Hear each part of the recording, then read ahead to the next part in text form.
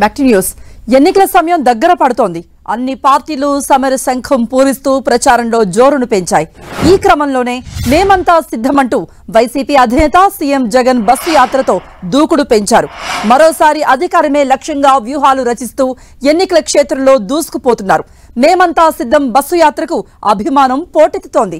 పల్లె పల్లెల్లో సీఎం జగన్ కు మహిళలు, వృద్ధులు, యువతీ యువకులు, ఉద్యోగ కార్మిక సంఘాల నాయకుల నుండి జగన్ కు బస్సు యాత్రకు విశేష స్పందన వస్తోంది.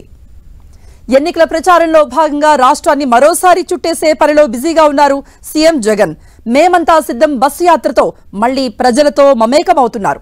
మరి కాసేపట్లో అన్నమయ్య జిల్లా చీకటిమానుపల్లె నుండి బస్సు యాత్ర ప్రారంభం కానుంది.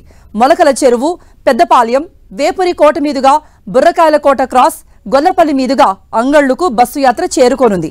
మధ్యాహ్నం 3:30 గంటలకు మదనపల్లె టిప్పు సుల్తాన్ గ్రౌండ్ లో మేమంతా సిద్ధం బహిరంగ సభలో సీఎం జగన్ ప్రసంగించనున్నారు.